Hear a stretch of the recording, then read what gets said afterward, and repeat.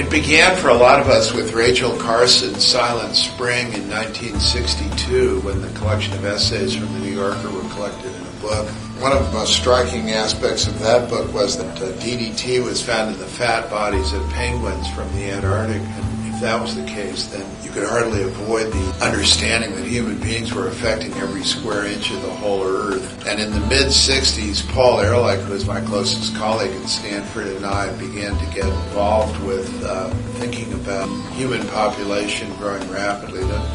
The highest percentage increase in human population was in 1971, by the way, the same year I came to the garden.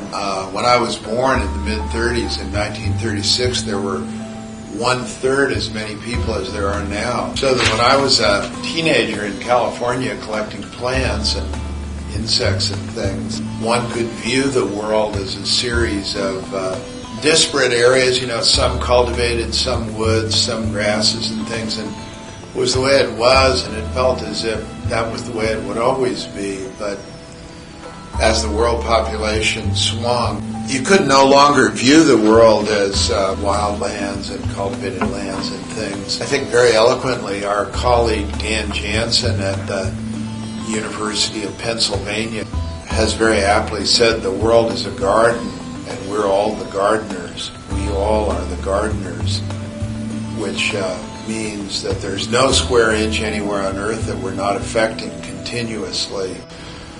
Leveling off means adding about 2.5 billion people to the 7.1 billion people who are already here.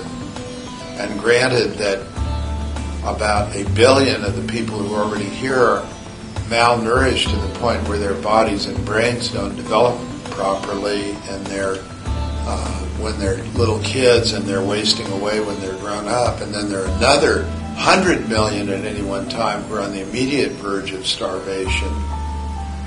And we're the 2.5 billion that are going to be added are obviously going to be on the poorest fringes of society for the most part. They're not going to come in the middle class. For example, Africa, which has about 990 million people now, is projected to double in population in the next 40 years, and Africa is so poor now, it squeaks, it's in terrible problems. And so how do we feed all those people? That's why agriculture is so much more important than most people think. A genius thing in St. Louis was starting the Zoo Museum District. It's a very fair observation that it's extraordinary that of the 3 leading botanical research institutions that are concerned with the diversity of plants around the world, that one is in London, supported by the British taxes, one is in New York, supported by the wealth of New York, and one is in St. Louis. That, to me, is an incredible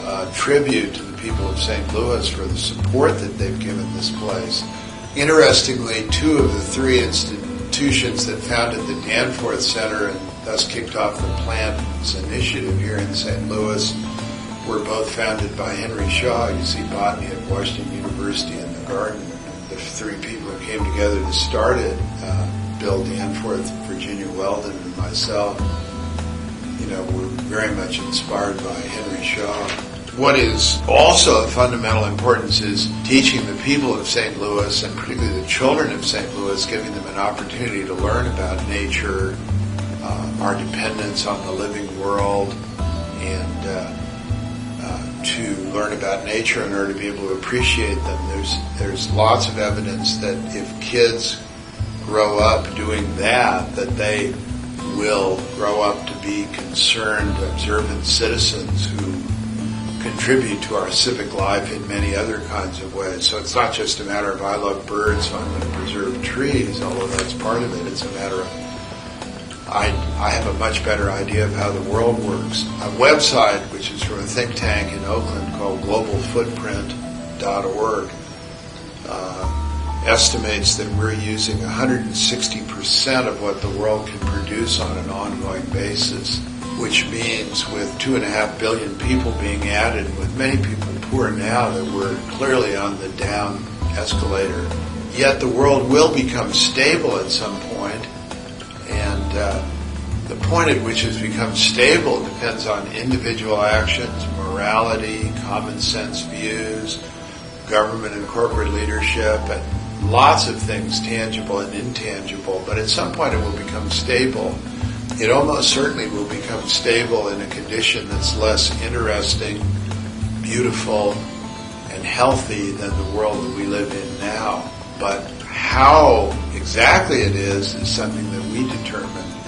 I'm very heartened by the role of religious leaders in recognizing that we depend on the environment, but particularly in recognizing that if we overuse the environment, we're treating poor people unfairly. So it's basically, by religious principles, unjust to do that. To fail to take action on global climate change, evangelicals by and large see as unjust because we're living the way we are, using twice as much energy per capita as the people of any other country on earth, and yet other people are having to suffer the consequences who are much worse off than we are. And we're not any smarter, better, or have more to contribute or anything. The equivalent of Beethoven may be starving to death on the outskirts of Port-au-Prince, but, we'll never know. My mother was a very strong woman, very motivated. When my father didn't have a job and having a hard time at times, she went to work for the first time, which for her generation was unusual, worked very hard.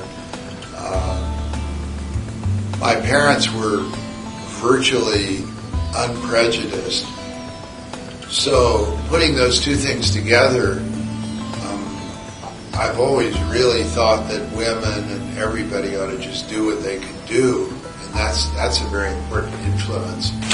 But you see, that also extrapolates to thinking in the same way about people all over the world. They have their rights and they have their potential, and we need to recognize that and need to try to help them, because we need their unique brains and their unique insights.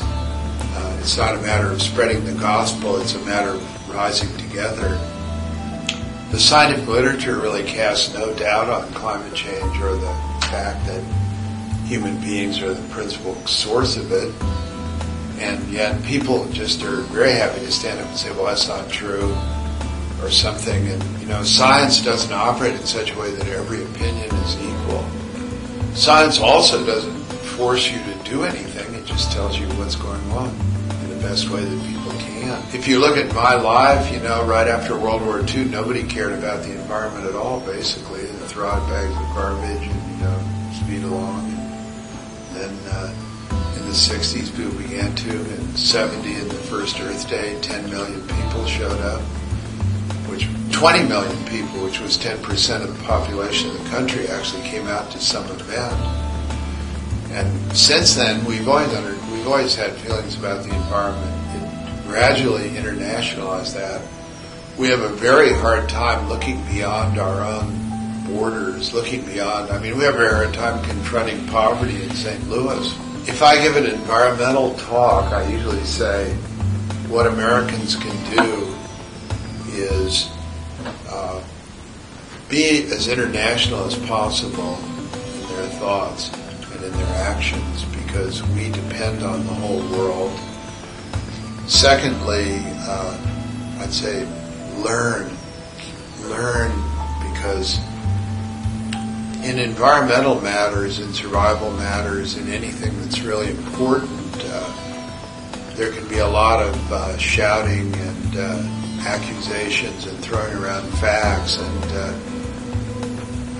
the fundamental thing is to keep learning all your life about the environment and about anything else that's important to you or that you sing on. But you can't live as a responsible citizen in the world of the future, or even conduct your own affairs properly, unless you understand some of the basic principles about the environment.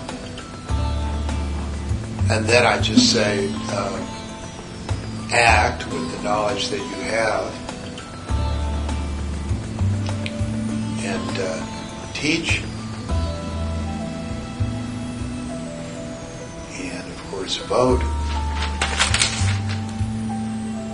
And again, science doesn't tell you how to vote or what actions to take, but it certainly gives you a good idea of what might happen if you do or don't.